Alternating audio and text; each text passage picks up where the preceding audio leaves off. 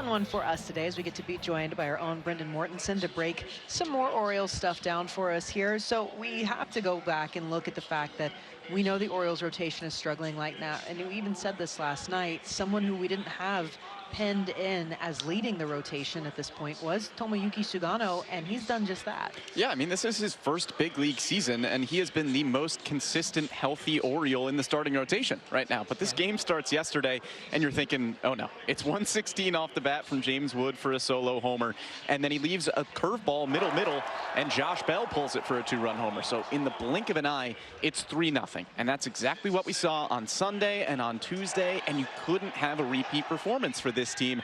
But Sugano bounces back, and he really cruised through those middle innings. It wasn't a lot of traffic, hardly any trouble at all, and that's exactly what the Orioles needed. He goes 7 innings for the second consecutive start, and Brandon Hyde after this game goes, yeah, I thought we played really well, and I get what he's saying, because you had a good starting pitching performance, the at-bats were better, but this is just a tough pill to swallow, to have a game like that where you just don't hit with runners in scoring position. Good teams lose like that often, but for the Orioles right now, they haven't had enough consistent performances that makes a loss like that palatable. We look at this too, and it's been the word is depth. They're missing depth. They went out and acquired depth. That depth is now gone. Where do you start to find that consistency coming back in? We're starting to hear names in May, in June. It's the April showers bring more May starters, maybe? Yeah, that's the hope, right? Because the issues have been twofold. At the top of the rotation, you're missing Zach Eflin and Grayson Rodriguez, but what amplifies that problem is that at the bottom of the rotation, you don't have the depth that you thought you would have. Trevor Rogers and Chase McDermott are still working their way back. Kyle Gibson was a late addition. He's still working his way back as well. So you've got Brandon Young up in the big leagues right now. He's set to make a start tomorrow. Still no Kyle Gibson yet. Brandon Hyde wasn't sure if he's going to make another minor league start or not. So it's Charlie Morton again on Saturday, but you just don't have the depth that you were counting on right now. You don't have the top guys either. So that's not a good situation to be in. It has not been a fun one. Now, on the offensive side of things, you're missing Colton Cowser, but really you're just missing these guys and the back of their baseball cards, just not finding what they have always done best. So where do you get back to that for them? Yeah, it's tough, because if you're looking at this lineup day in and day out, you're probably thinking this team is too talented to be hitting like this. Yeah. And you're right. And when you look at the expected numbers, I know those don't show up in the box score, and it can be frustrating to hear about them.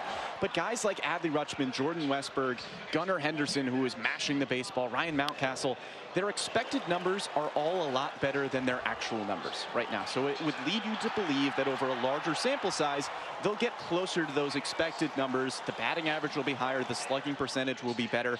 We saw it yesterday. I mean, they had hits. There were hard hit balls that just got robbed a little bit. I mean, Cedric Mullins pulled a double down the line. That was foul by about 6 inches. It's just that kind of stuff that you need to have fall. And right now, everything's snowballing in the wrong direction for this team. Now, watching some of these ABs, we're going to put you in the hot seat here for a minute.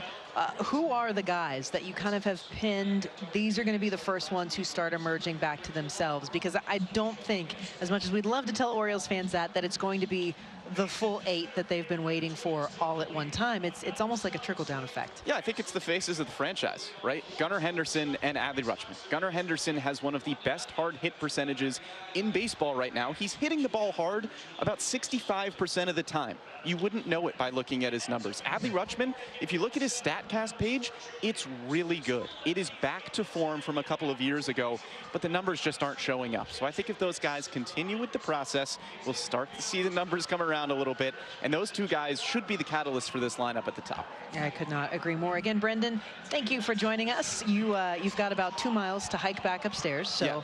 Have fun with that.